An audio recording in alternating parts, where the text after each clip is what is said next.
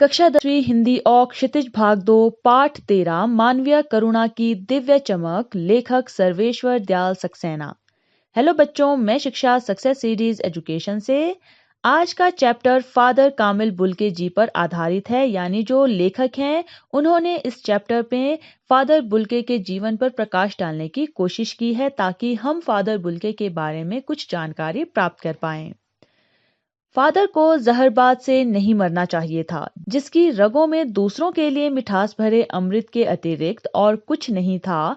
उसके लिए इस जहर का विधान क्यों हो, यह सवाल किस ईश्वर से पूछें। जहरबाद होता है बहुत जहरीला फोड़ा और विधान होता है निर्माण। तो यहाँ पर जो लेखक हैं उन्हें जो है समझ नहीं आ रहा था कि जो फादर बुल्के हैं वे जो है कैसे एक जहरीले फोड़े की वजह से मर गए। उन्हें ऐसे नहीं मरना चाहिए था। क्यों? क्योंकि उनकी रगों में जो है हमेशा उन्हें ऐसे नहीं मरना चाहिए था। क्यों? क्योंकि उनकी रगों में जो है हमेशा दूसरों के लिए मिठास भरी रहती थी। उसमें जो है कोई जहर नहीं पनपना चाहिए था, किसी जहर का निर्माण नहीं होना चाहिए था उनके शरीर में। उनके शरीर में ये जहर कैसे निर्मित हुआ, कैसे उस जहर का निर्माण हुआ, ये क्वेश्चन जो है लेखक को समझ नहीं आ रहा है कि वो किस ईश्वर से पूछें। क्योंकि जो फादर बुल्के हैं वो हर मजहब को मानते थे, हर धर्म को मानते थे, किसी भी धर्म का अपमान नहीं करते थे। तो जो लेखक है उन्हें समझ नहीं आ रहा है कि वो किस ईश्वर के पास जाकर जो है इस क्वेश्चन का आंसर मांगे। प्रभु की आस्था ही जिसका अस्तित्व था, वह देह की इस यातना की परीक्षा उम्र की आखिरी देहरी पर क्यों दे। आस्था होता है धार्मिक विश्वास और अस्तित्व होता है वजूद या होने का भाव। यातना होता है तकलीफ या फिर पीड़ा। देहरी कहा जाता है दहलीज को या सीमा को। अब यहाँ पर लेखक बताते हैं कि उनकी जो पूरी आस्था है, उनका जो वजूद है वो धार्मिक था। वो हमेशा जो है ईश्वर को मानते थे, हमेशा ईश्वर की प्रार्थना करते रहते थे। तो उन्हें जो है इस तरह की पीड़ा का एहसास क्यों हुआ या फिर उन्हें इस तरह की पीड़ा से क्यों गुजरना पड़ा। एक लंबी पादरी के सफेद चोगे से ढकी आकृति सामने है। गोरा रंग, सफेद झाई मारती भूरी दाढ़ी, नीली आंखें, बाहें खोल गले लगाने को आतुर। पादरी जो है वो कहा जाता है ईसाइयों के धर्म गुरु को। और चोगा होता है घुटनों तक लंबा एक ढीला ढाला पहनावा। और आतुर कहा जाता है उत्सुक को या जो बहुत उतावला हो।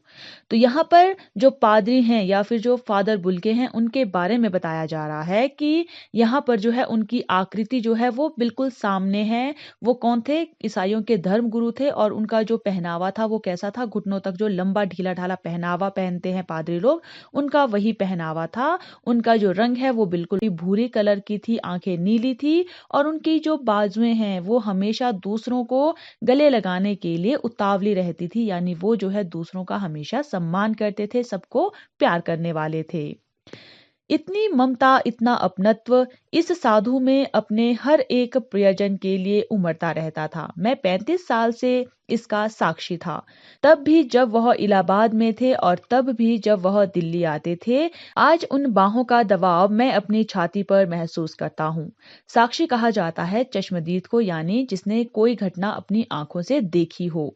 तो यहाँ पर लेखक बताते हैं कि जो फादर बुल्के हैं उनके अंदर इतनी ममता थी, उनके अंदर इतना अपनत्व था, यानी अपनेपन का भाव था उनके अंदर, कि जो अपने प्रियजन होते हैं उनके हर एक जो भी प्रिय व्यक्ति था उनका, उसके लिए उनकी वो ममता, उनका वो अपनत्व जो है वो उमड़ता ही रहता था। अब लेखक यहाँ पर अपने बारे में बताते हैं अपनत्व जो है वो उमड़ता ही रहता था। अब लेखक यहाँ पर अपने बारे में बताते हैं कि जो लेखक हैं वो पिछले 35 साल से जो है इस चीज के चश्मदीद थे। वो अपनी आंखों से इस चीज को देखते आ रहे थे कि जो फादर बुल्के हैं उनके अंदर कितनी ममता है, कितना अपनत्व है। वो जो है उन्हें तब से जानते हैं जब वो इलाहाबाद में थे या फिर वो जब दिल्ली आते रहते थे। वो इन चीजों को अपनी आंखों से देखते थे कि फादर बुल्के किस तरह से सबसे प्यार करते हैं। और लेखक को आज भी जो है उनका वो हक करना या फिर उन्हें गले लगाना आज तक जो है वो उसको महसूस करते हैं। क्योंकि जो फादर बुल्के हैं वो बहुत ही प्यार से दबाव के साथ जो है सबसे गले मिलते थे। फादर को याद करना एक उदास शांत संगीत को सुनने जैसा है। उनको देखना करुणा के निर्मल जल में स्नान करने जैसा था और उनसे बात करना कर्म के संकल्प से भरना था। संकल्प होता है दृढ़ निश्चय या प्रतिज्ञा। अब यहाँ पर जो लेखक हैं वो फादर बुल्के को याद कर रहे हैं, और याद किया जाता है तो ऐसा लगता है कि हम कोई उदास सा शांत सा संगीत सुन रहे हैं, यानी जैसे बहुत ही अच्छे जो सैड सॉन्ग्स होते हैं हम उसको सुन रहे हों। उनको देखना जो है ऐसा लगता था जैसे करुणा का जो निर्मल जल होता है, यानी जो बहुत ही साफ सुथरा पानी होता है, हम उसमें नहा कर आ गए हैं, ये जो है हमें एहसास होता था जब भी हम उनको देखते थे। और जब हम उनसे बातें करते थे तो ऐसा लगता था कि हम जो है बहुत ही दृढ़ संकल्प से, दृढ़ निश्चय से भर गए हैं, हमारे अंदर जो कॉन्फिडेंस है वो बहुत ही ज्यादा हाई हो गया है। मुझे परिमल के वे दिन याद आते हैं जब हम सब एक पारिवारिक रिश्ते में बंधे जैसे थे, जिसके बड़े फादर बुल्के थे। परिमल कहा जाता है कुमकुम, चंदन आदि का जो मलने से जो सुगंध उत्पन्न होती है। अब लेखक यहाँ पर बताते हैं कि उनको वे दिन याद आते हैं जब वे सब जो है एक परिवार की तरह किसी रिश्ते में बंधे हुए थे, जिसमें सबसे बड़े जो है फादर बुल्के थे। में वह निर्लिप्त शामिल रहते, हमारी गोष्ठियों में वह गंभीर बहस करते, हमारी रचनाओं पर बेबाक राय और सुझाव देते, और हमारे घरों में किसी भी उत्सव और संस्कार में वह बड़े भाई और पुरोहित जैसे खड़े हो हमें अपने आशीषों से भर देते। निर्लिप्त होता है जिसका किसी से लगाव ना हो, और गोष्ठियां कहा जाता है सभाओं को, और बेबाक होता है स्पष्टभाषी या फिर मुंहफट। अब लेखक बताते हैं कि जो फादर बुल्के हैं वो उनके साथ इस तरह से जुड़े रहते थे, उनकी हंसी मजाक में वो हमेशा शामिल रहते थे। उनकी जो सभाएं होती थी उसमें फादर बुल्के जो है गंभीर बहस करने पर लग जाते थे, या फिर जो लेखक की रचनाएं होती थी उन पर फादर बुल्के जो है बिल्कुल मुंह फट राय देते थे, सुझाव देते थे। और जितने भी लेखक के घर में त्योहार होते थे या संस्कार होते थे उसमें हमेशा फादर बुल्के जो है या तो बड़े भाई की तरह उपस्थित रहते थे, या फिर किसी पुरोहित की तरह खड़े हो जाते थे और सबको जो है आशीर्वाद देते थे। मुझे अपना बच्चा और फादर का उसके मुंह में पहली बार अन्न डालना याद आता है, और नीली आंखों की चमक में तैरता वात्सल्य भी, जैसे किसी ऊंचाई पर देवदारू की छाया में खड़े हों। वात्सल्य कहा जाता है प्रेम को। अब लेखक यहाँ पर एक इंसिडेंट बता रहे हैं। जब लेखक का जो बच्चा है और जो फादर हैं उन्होंने जब उस बच्चे के मुंह में पहली बार अन्न डाला था, यानी जैसे प्रथाएं होती है, हिंदू धर्म में प्रथा है अन्नप्राशन की, जिसमें बच्चे को पहली बार जब खाना दिया जाता है तो किसी पुरोहित के हाथ से या फिर किसी बड़े बुजुर्ग के हाथ से जो है खाना खिलाया जाता है। तो यहाँ पर जो फादर बुल्के हैं उन्होंने जो है लेखक के बच्चे को पहली बार खाना खिलाया था, और उनकी आंखों में जो है जो प्यार है वो तैरता हुआ नजर आ रहा था, और ऐसा लग रहा था जैसे जो बड़े बड़े देवदार के पेड़ होते हैं उन छाया में हम खड़े हों। कहाँ से शुरू करें? इलाहाबाद की सड़कों पर फादर की साइकिल चलती दिख रही है। वह हमारे पास आकर रुकती है, मुस्कुराते हुए उतरते हैं। देखिए देखिए, मैंने उसे पढ़ लिया है और मैं कहना चाहता हूँ।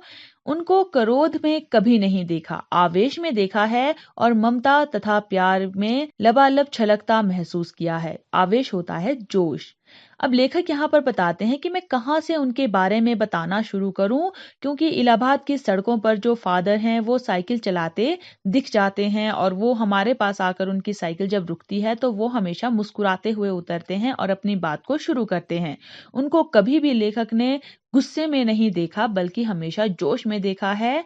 और जो ममता और प्यार है वो उनके अंदर जो है बहुत ही ज्यादा भरा रहता था, यानी वे सबसे प्यार से बात करते थे, सबको बहुत इज्जत देते थे। तो जो प्यार है, जो ममता है, वो जो है महसूस होता था जब देखकर लगता कि बेल्जियम में इंजीनियरिंग के अंतिम वर्ष में पहुंचकर उनके मन में सन्यासी बनने की इच्छा कैसे जाग गई, जबकि घर भरा पूरा था, 2 भाई, 1 बहन, माँ पिता सभी थे। सन्यासी जो है वो एक त्यागी पुरुष को कहा जाता है, जिसने घर बार मोह माया यानी सब कुछ जिसने त्याग दिया हो उसे सन्यासी कहा जाता है। तो यहाँ पर लेखक बताते हैं कि जब भी वे फादर बुल्के को देखते थे तो उनको देखकर वे हमेशा सोचा करते थे कि बेल्जियम से वे इंजीनियरिंग कर रहे थे, तो अंतिम वर्ष में पहुंचकर जो है उनके मन में ऐसा क्या जागा कि वे त्यागी पुरुष यानी सन्यासी बनने को तैयार हो गए, जबकि उनके घर में जो है सब कुछ था। उनके 2 भाई थे, 1 बहन थी, माँ पिता सब थे, लेकिन फिर भी जो है उनके मन में ऐसा क्या उमड़ा कि वो सन्यासी बन गए। आपको अपने देश की याद आती है? मेरा देश तो अब भारत है। मैं जन्मभूमि की पूछ रहा हूँ। हाँ आती है, बहुत सुंदर है मेरी जन्मभूमि रैम्सशैपल। घर में किसी की याद, माँ की याद आती है, बहुत याद आती है। अब यहाँ पर लेखक और जो फादर बुल्के हैं वो जो है कन्वर्सेशन कर रहे हैं। जैसे लेखक पूछते हैं कि क्या आपको अपने देश की याद आती है? तो इसमें जो फादर बुल्के हैं वो कहते हैं कि अब तो जो मेरा देश है वो भारत ही है। लेकिन जो लेखक हैं वो उनसे और क्वेश्चंस करते हैं, जैसे मैं जो है आपकी जन्मभूमि की पूछ रहा हूँ कि जो जन्मभूमि है आपकी, जहाँ पर आपका जन्म हुआ है, क्या आपको वहाँ की याद आती है या फिर किसकी याद सबसे ज्यादा आती है? यहाँ पर जो फादर बुल्के हैं वो बताते हैं कि जो उनकी जन्मभूमि है वो बहुत ज्यादा सुंदर है और उसका नाम क्या है? रैम्सचैपल। और उनको घर की याद नहीं आती बल्कि उनको माँ की सबसे ज्यादा याद आती है और बहुत ज्यादा याद वे माँ को करते हैं। फिर अक्सर माँ की स्मृति में डूब जाते देखा है। उनकी माँ की चिट्ठियां अक्सर उनके पास आती थी। अपने अभिन्न मित्र डॉक्टर रघुवंश को वह उन चिट्ठियों को दिखाते थे। स्मृति होता है याद। अब यहाँ पर लेखक बताते हैं कि जब भी फादर बुल्के से पूछा जाता था तो वे जो है अक्सर अपनी माँ की यादों में खो जाते थे। वे डूब जाते थे अपनी माँ की यादों में। और उनकी माँ की कुछ चिट्ठियां जो है वो अक्सर उनके पास आ जाया करती थी। और वो जो है अपने सबसे जो क्लोजेस्ट फ्रेंड है उनके डॉक्टर रघुवंशी, उनको जो है उन चिट्ठियों को दिखाया करते थे। पिता और भाइयों के लिए बहुत लगाव मन में नहीं था। पिता व्यवसायी थे। एक भाई वहीं पादरी हो गया था, एक भाई काम करता है, उसका परिवार है। बहन सख्त और जिद्दी थी, बहुत देर से उसने शादी की। फादर को एक आध बार उसकी शादी की चिंता व्यक्त करते उन दिनों देखा था। भारत में बस जाने के बाद 2 या 3 बार अपने परिवार से मिलने भारत से बेल्जियम गए थे। अब यहाँ पर लेखक बताते हैं कि माँ की तो फादर बुल्के को बहुत ज्यादा याद आती थी, लेकिन जो उनके नहीं था, क्योंकि जो उनके पिता हैं वो व्यवसायी थे यानी बिजनेसमैन थे। और उनका जो एक भाई है वो वहीं पर जो है पादरी बन गया था, फादर बन गया था। और दूसरा भाई जो है वो काम करता था, उसका अपना परिवार हो गया था। और जो बहन है उसके बारे में बताया गया है कि वो बहुत ही कठोर और जिद्दी थी, जिस वजह से जो है उसने बहुत देर से शादी की थी। और जो फादर हैं वो एक आधी बार जो है लेखक ने उन्हें चिंता में देखा था अपनी बहन की शादी के लिए। तो जब वे भारत में बस गए थे उसके बाद वो ज्यादा से ज्यादा 2 बार या 3 बार ही अपने परिवार से मिलने भारत से बेल्जियम गए थे। लेकिन मैं तो सन्यासी हूँ, आप सब छोड़कर क्यों चले आए? प्रभु की इच्छा थी, वह बालकों की सी सरलता से मुस्कुराकर कहते। माँ ने बचपन में ही घोषित कर दिया था कि लड़का हाथ से गया। घोषित करना होता है जो जानकारी में हो। तो यहाँ पर जो फादर बुल्के हैं वो लेखक को बताते हैं कि वो तो अब सन्यासी हैं।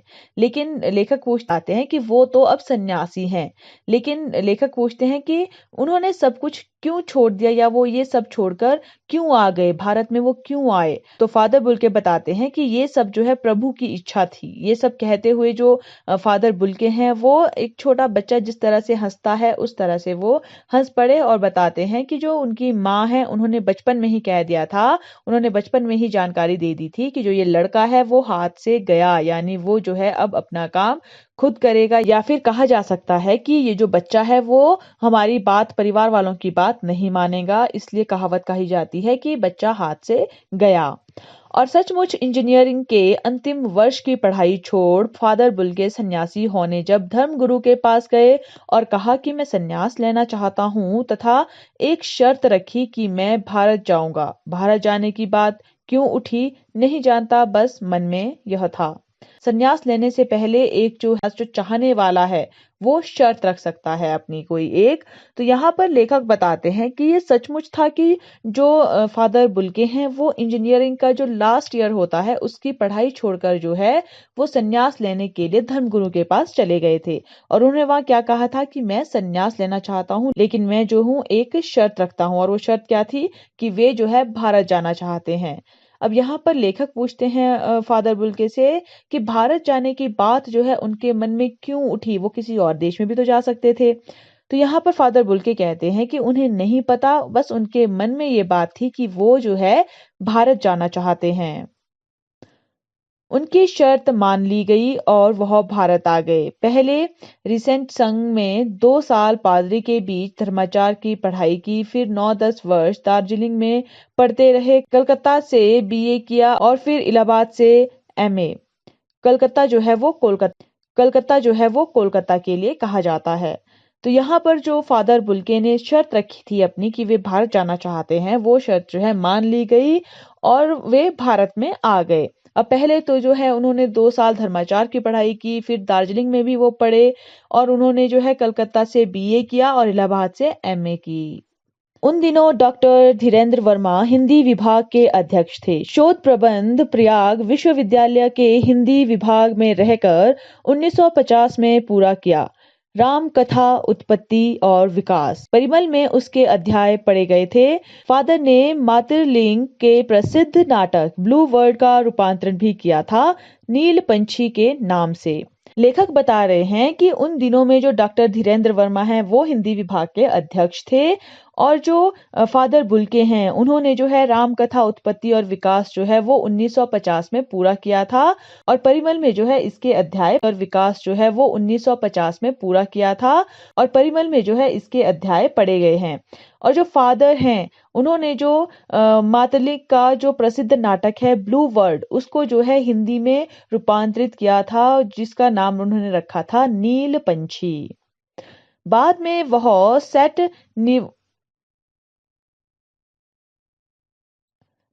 वह सेंट जेवियर्स कॉलेज रांची में हिंदी और संस्कृत विभाग के विभागाध्यक्ष हो गए और यहीं उन्होंने अपना प्रसिद्ध अंग्रेजी हिंदी कोश तैयार किया और बाइबल का अनुवाद भी। और वहीं बीमार पड़े, पटना आए, दिल्ली आए और चले गए। 47 वर्ष देश में रहकर वह 73 वर्ष की जिंदगी जीकर।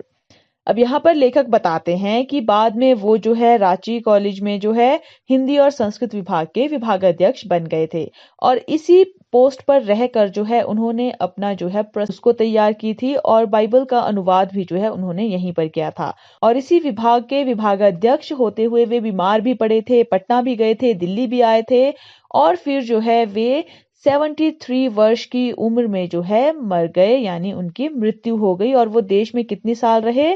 47 साल यानी 47 ईयर्स।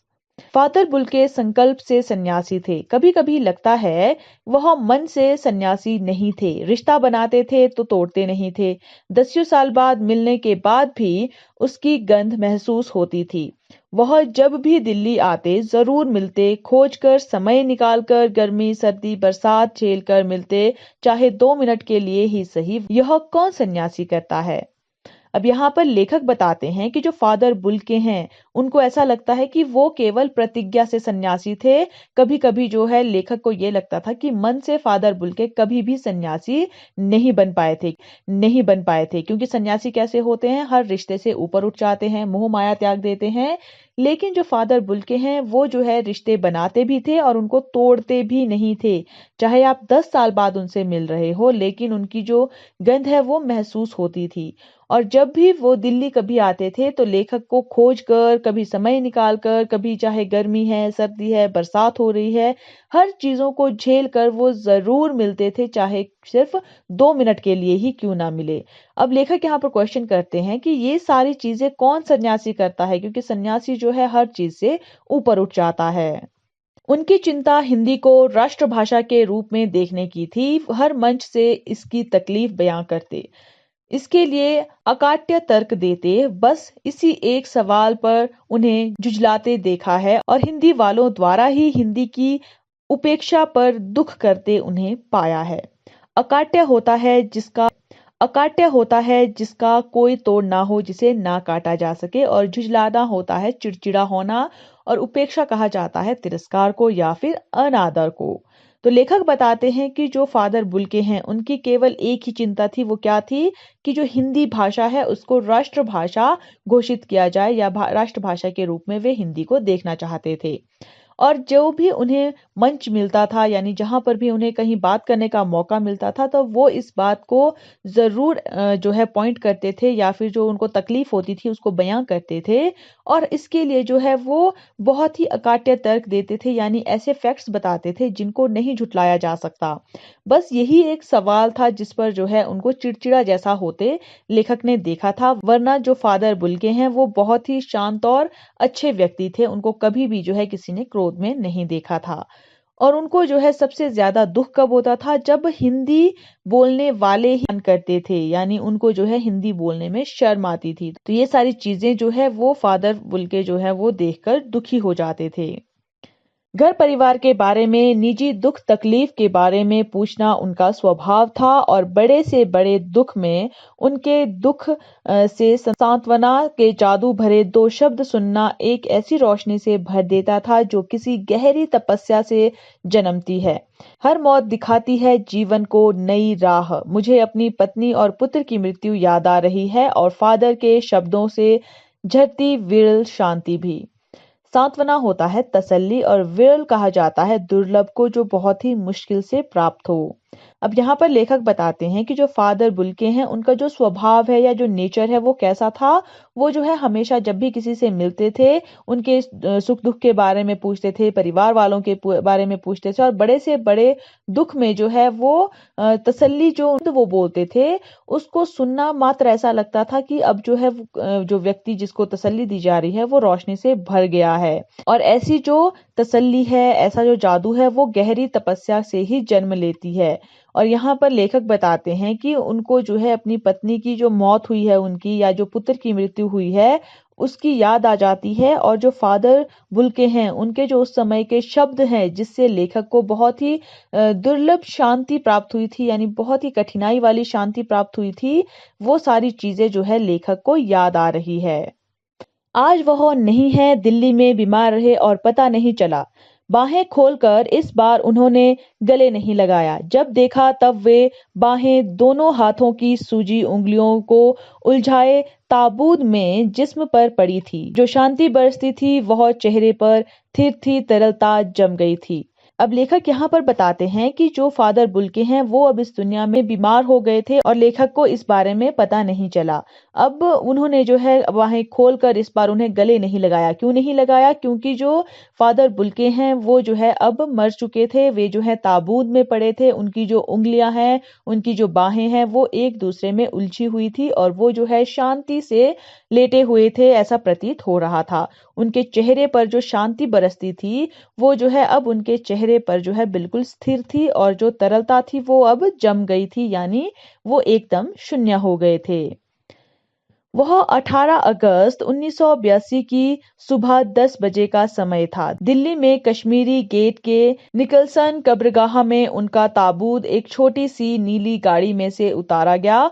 कुछ पादरी, रघुवंशी का बेटा और उनके परिजन राजेश्वर सिंह उसे उतार रहे थे। अब लेखक यहाँ पर बताते हैं कि 18 अगस्त 1982 को जो है कश्मीरी गेट में जो है निकलसन कब्रगाह में जो है उनका जो ताबूत है वो जो है निकाला गया था। कहाँ से? गाड़ी से। और उसको कौन कौन उतार रहे थे? कुछ जो है पादरी थे और रघुवंश जी का बेटा था और उनके परिजन जो है राजेश्वर सिंह, वो जो है ताबूत को गाड़ी से नीचे उतार रहे थे। फिर उसे उठाकर एक लंबी संकरी उदास पेड़ों की घनी छाह वाली सड़क से कब्रगाह के आखिरी छोर तक ले जाया गया, जहां धरती की गोद में सुलाने के लिए कब्र आवाक मुंह खोले लेटी थी। ऊपर करील की घनी छाह थी और चारों ओर कब्रें और तेज धूप के वृत्त। संकरी होता है तंग, अवाक कहा जाता है मौन को या चुप को, और करील होता है एक प्रकार की कांटेदार झाड़ी। तो लेखक यहाँ पर बताते हैं कि जो फादर बुल्के हैं उनके ताबूत को गाड़ी से जब निकाला गया उसके बाद जो है उस ताबूत को उठाकर एक तंग सी, चारों ओर क्या था? पेड़ थे जिसकी घनी छाया थी। वो ऐसा लग रहा था कि वे जो है उदास हो गए हैं। और उनका जो ताबूत है वो कहाँ ले जाया गया? कब्रगाह के आखिरी छोर तक जो है ले जाया गया, जहां पर एक कब्र खोदी गई थी, जिसको देखकर ऐसा लग रहा था कि वो जो है उस ताबूत को अपने आप में समाने के लिए जो है चुपचाप लेटी हुई है मुंह खोलकर। और जो कांटेदार झाड़ियां हैं वो जो है उस कब्र के चारों ओर है। उस कब्र के चारों ओर जो है तेज धूप लग रही है और कब्रें ही कब्रें जो है चारों ओर दिखाई दे रही है, क्योंकि वो क्या है? कब्रगाह है जहां पर जो है किसी मृत इंसान को दफनाया जाता है। जिनेंद्र कुमार, विजयेंद्र स्नातक, अजीत कुमार, डॉक्टर निर्मला जैन और महिषी समुदाय के लोग, पाद्रीगण, उनके बीच में गैरिक वसन बहनें इलाहाबाद के प्रसिद्ध विज्ञान शिक्षक डॉक्टर सत्यप्रकाश और डॉक्टर रघुवंश भी जो अकेले उस संकरी सड़क की ठंडी उदासी में बहुत पहले से खामोश दुख की किन्हीं अपरिचित आहटों से दबे हुए थे, सिमट आए थे कब्र के चारों तरफ। गैरिक होता है गेरुए रंग का और वसन कहा जाता है वस्त्र को या कपड़े को। तो यहाँ पर जो लेखक हैं वो ये बता रहे हैं कि कौन कौन से लोग जो हैं वो फादर बुल्के की कब्र के आसपास इकट्ठे हुए थे, उनके जो अंतिम यात्रा है उसमें शामिल हुए थे। फादर की देह पहले कब्र के ऊपर लिटाई गई। महिषी विधि से अंतिम संस्कार शुरू हुआ। रांची के फादर पास्कल तोयना के द्वारा उन्होंने हिंदी में महिषी विधि से प्रार्थना की। फिर सेंट जेवियर्स के रेक्टर फादर पार्सल ने उनके जीवन और यानी पहले जो फादर बुल्के हैं उनका जो शरीर है वो कहाँ लिटाया गया था, कब्र के ऊपर। और जो अंतिम संस्कार होता है उसकी जो विधि है वो फादर पास्कल तोयना ने, और उन्होंने जो है हिंदी भाषा का प्रयोग किया था उस विधि को पढ़ने के लिए, क्योंकि जो फादर बुल्के हैं उनका एक सपना था हिंदी को राष्ट्रभाषा बनाने का, यानी हिंदी जो है उनको बहुत प्रिय थी, इसलिए उन्हें अंतिम विदाई जो है वो भी हिंदी में ही दी गई। और कर्म पर श्रद्धांजलि अर्पित करते हुए कहा, फादर बुल्के धरती में जा रहे हैं, इस धरती से ऐसे रत्न और पैदा हों। श्रद्धांजलि जो है वो अंजलि में फूल आदि भरकर श्रद्धा से किसी महत्वपूर्ण व्यक्ति को चढ़ाते हैं, जब तब श्रद्धांजलि कहा जाता है। और अंजलि किसे कहते हैं, जब आप दोनों हाथों में, जैसे यहाँ पर पिक्चर में दिखाया गया है, यानी जिस तरह से दोनों हथेलियों को जोड़ा जाता है उसको जो है अंजलि कहा जाता है। तो अंजलि में जब फूल भर जाते हैं और श्रद्धा से जो है किसी विशेष व्यक्ति पर, मूर्ति पर या कहीं पर भी जो है फूल चढ़ाए जाते हैं तो उसको श्रद्धांजलि कहते हैं। तो यहाँ पर जो फादर पास्कल तोयना थे उन्होंने जो है श्रद्धांजलि के रूप में जो है क्या कहा था फादर बुल्के के बारे में, कि जो फादर बुल्के हैं वो अब हमेशा के लिए धरती में जा रहे हैं, यानी अब उन्हें दफनाया जा रहा है, लेकिन इस धरती से जो है ऐसे रत्न और भी पैदा होने चाहिए। डॉक्टर सत्यप्रकाश ने भी अपनी श्रद्धांजलि में उनके अनुकरणीय जीवन को नमन किया। फिर देह कब्र में उतार दी गई। अनुकरणीय होता है नकल करने योग्य या यानी जिसके पीछे चला जा सके। अब जो डॉक्टर सत्यप्रकाश है उन्होंने भी जो है श्रद्धांजलि अर्पित की, किसको, फादर बुल्के को, और उन्होंने जो है क्या कहा कि जो उनका जीवन है वो कैसा है, नकल करने योग्य है, यानी उनकी तरह जीवन जिया जा सकता है, या फिर हमें जो है उन्हें आदर्श मानना चाहिए, आइडल मानना चाहिए। मैं नहीं जानता इस सन्यासी ने कभी सोचा था या नहीं कि उसकी मृत्यु पर कोई रोएगा, लेकिन उस क्षण रोने वालों आंखों को गिनना स्याही फैलाना है। यानी अब लेखक यहाँ पर ये बताते हैं कि जो फादर बुल्के हैं उन्होंने शायद ये कभी नहीं सोचा था कि जब वे मरेंगे तो उनके लिए कोई रोएगा, लेकिन जब फादर बुल्के इस दुनिया में नहीं रहे उस क्षण में जो है रोने वालों की कमी नहीं थी। और यहाँ पर लेखक बताते हैं कि अगर हम गिनने लगे कि किस किस की आंखें नम हुई थी या फिर कौन कौन रो रहा था, तो हमारा जो है केवल स्याही फैलाना कहा जाएगा, यानी ये जो है हम नहीं बता सकते, क्योंकि सभी जो है बहुत ज्यादा दुखी हुए थे जब फादर बुल्के मरे थे। इस तरह हमारे बीच से वह चला गया जो हम में से सबसे अधिक छायादार, फल फूल गंध से भरा और सबसे अलग, सबका होकर सबसे ऊंचाई पर मानवीय करुणा की दिव्य चमक में लहलहाता खड़ा था, जिसकी स्मृति हम सबके मन में जो उसके निकट थे किसी यज्ञ की पवित्र आजीवन बनी रहेगी। मैं उस पवित्र ज्योति की याद में श्रद्धानत हूँ। अब यहाँ पर लेखक बताते हैं कि जो फादर बुल्के हैं वो जो है हमारे बीच से चले गए, यानी उनकी मृत्यु हो गई, और वो जो है सबसे ज्यादा अच्छे थे, यानी उनका जो जीवन है वो सबसे अलग था, लेकिन वो सबके होकर रहे और वो जो है हमेशा ऊंचाई पर रहे। उनके अंदर जो मानवीय करुणा थी, यानी मानवों के लिए जो दया भाव था, वो जो है एक दिव्य चमक थी, वो जो है उसमें लहराती रहती थी। यानी जो फादर बुल्के हैं वो सबसे हटकर थे। उनकी जो स्मृतियां हैं, जो उनकी यादें हैं, वो हमेशा जो है उनके मन में रहेगी जो उनके नजदीक थे, जो उनको जानते थे और उनकी यादें किस तरह से उनके मन में रहेगी, यज्ञ पवित्र आग की आंच की तरह, क्योंकि जो पवित्र आग की आंच होती है वो कभी भी हमें हानि नहीं पहुंचाती है। और लेखक बताते हैं कि जो ये पवित्र ज्योति है, यानी जो फादर बुल्के हैं, उनकी यादें जो है वो लेखक भी हमेशा याद रखने वाले हैं, वो हमेशा श्रद्धा से उनके सामने झुकने वाले हैं। तो ये था चैप्टर मानवीय करुणा की दिव्य चमक, जिसमें जो है लेखक ने फादर बुल्के के बारे में बहुत कुछ बताने की कोशिश की है कम शब्दों में। तो हम आशा करते हैं कि आप इस चैप्टर से फादर बुल्के के बारे में बहुत सारी जानकारी एकत्रित कर पाए होंगे। और साथ ही साथ इसी तरह की चैप्टर एक्सप्लेनेशंस के लिए आप हमारे चैनल सक्सेस सीरीज एजुकेशन को फेसबुक, यूट्यूब, इंस्टाग्राम और ट्विटर पर भी फॉलो कर सकते हैं। धन्यवाद।